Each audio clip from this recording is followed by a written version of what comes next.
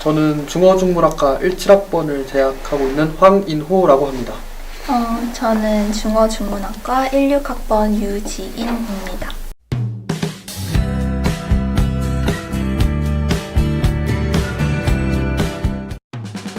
수시 일반 전형으로 들어왔습니다. 저는 그 재외국민 광역생으로 들어왔어요.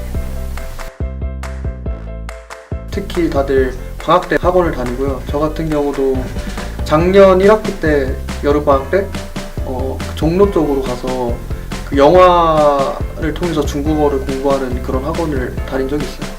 일상생활에서 활용할 수 있는 중국어는 많이 안 배우다 보니까 회화 쪽으로도 많이 다니고 아니면 시험용으로 HSK 학원도 많이 다니는 걸로 알고 있어요.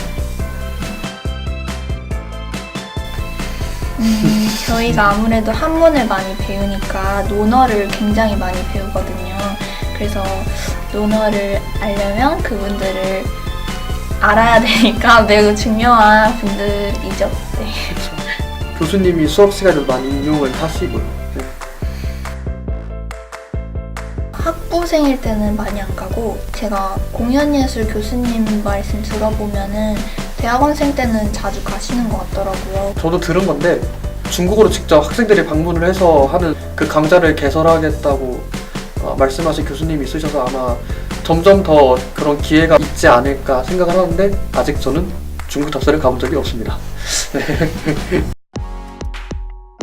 중국 어학개론이라는 수업이에요.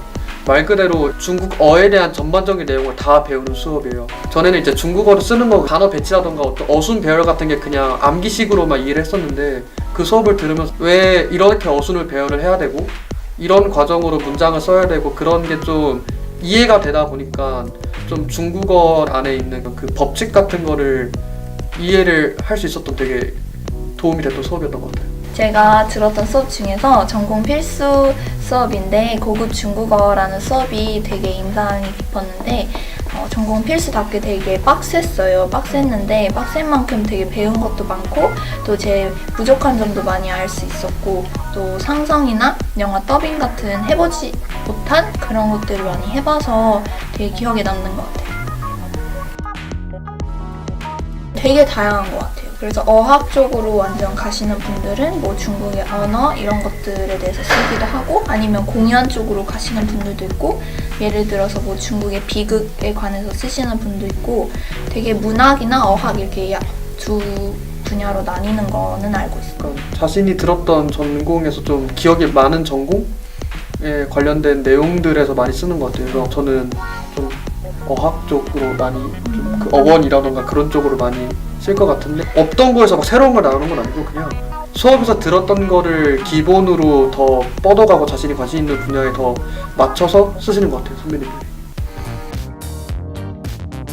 일단 중국어 자체를 좀 더 깊이 있게 배우고 싶었어요. 그러니까 단순히 회화 능력을 기르는 것도 중요하긴 하겠지만 그 중국어 자체에 대한 이해가 좀 필요하다고 생각을 했어서 그리고 문학 같은 측면에서 중국인들의 정신이 담겨 있는 거라고 저는 생각을 해요. 그래서 그 중국인들과 소통을 할 때 있어서 그들의 사고 체계를 이해할 수 있는 데 도움이 되는 게 문학이라고 생각을 해서 네, 중어 중문학과를 지원했었죠. 저도 비슷한 맥락인데 저는 좀 중문 쪽으로 많이 기울였던 것 같아요. 그래서 저는 문학 읽는 게 되게 재밌었고 또 그 문학 속에서 나오는 중국의 역사나 언어나 사고방식 이런 것들도 많이 배울 수 있었고 또 현재 중국이 굉장히 잘 나가고 있는 국가이기 때문에 좀 그런 부분도 반영이 됐었던 것 같아요.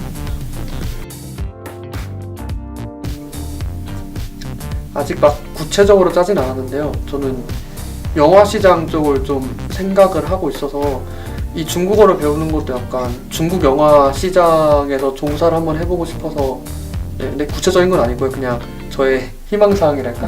네. 저는 솔직히 말씀드리면 중문과 쪽으로는 많이 안 갈 것 같고 좀 의류 쪽으로 좀 더 관심이 생겨서 아마 그쪽 의류나 의류 패션 산업 쪽으로 아마 빠지지 않을까라는 생각이 들어요.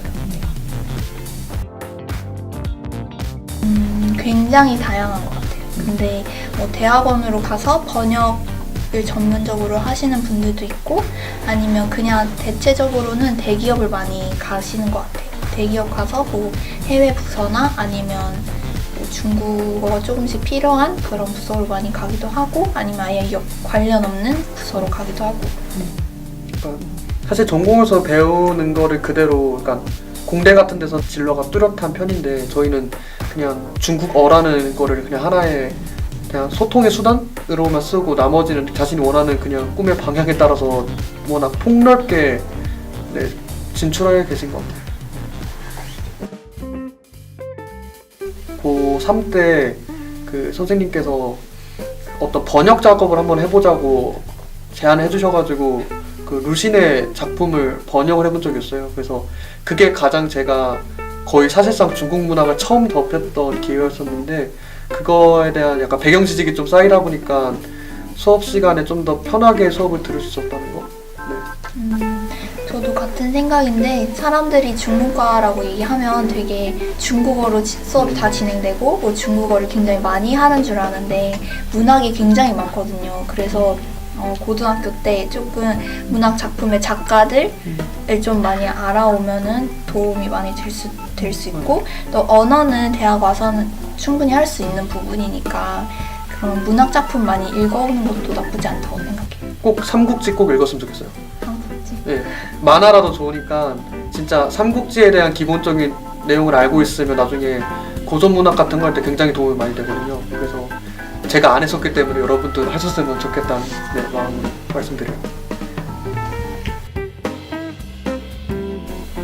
한문을 굉장히 많이 배운다는 점? 자꾸 그렇게 강조하게 되네? 약간 원어 같은 거 적혀있잖아요. 그거를 해석하라는 게 아니고 그냥 한번 쭉 훑어봤으면 좋겠어요. 그냥 내가 이런 거 나중에 배울 수 있겠구나 이런 식으로. 왜냐면 멘붕 올 수 있거든요. 처음에 중국어의 그 텍스트를 생각했었는데 갑자기 이렇게 세로로 쓰여진 거잖아요. 이런 식으로. 그렇게 해석해야 되는 그 고문도를 많이 읽을 때가 많아가지고 그런 거 놀라시지 않게 네, 마음의 준비를 좀 하고 네, 그랬으면 좋겠다. 대학 와서 방황해도 늦지 않다는 거? 네, 저도 광역생으로 들어와서 중문과를 선택을 했지만 그냥 대학 와서도 되게 다양한 과의 수업도 들을 수 있고 저희 학교가 워낙 자유로워서 진짜 제한이 없거든요. 그래서 진짜 고등학교 때는 고등학생의 생활을 충실히 하고 대학교 와서 미래나 이런 거에 대해서 고민해도 정말 늦지 않은 것 같아요. 사실 고등학교 때 그러니까 직접 대학교를 다니지 않고 그냥 기사 읽고 학교 소개글 읽고 그런 걸 통해서 지원하는 경우가 많은데 그 내가 지원하고 싶은 학과의 실상을 몰라요. 저도 몰랐고요. 그래서 그것 때문에 기대에 못 미칠 수도 있고 기대에 부응할 수도 있고 뭐 새로운 면을 발견할 수 있는 거는 직접 대학교 와서 판단하면 되는 거니까 지금은 자신이 좋아하는 거 하고 싶은 과를 쓰는 게 맞다고 저는 생각을 해요. 네. 내가 잘하고 있나라는 생각이 자꾸 들게 되는데 되게 그냥 제3자에서 지켜보면 되게 잘하고 있어요. 애들이 저희 때보다 더 잘하는 것 같아가지고 더 많이 뭔가를 준비를 하려고 해서 그러니까 지금도 충분히 잘하고 있는 거니까 지금 갖고 있는 거를 계속 품고서 네, 목표를 향해서 가셨으면 좋겠습니다.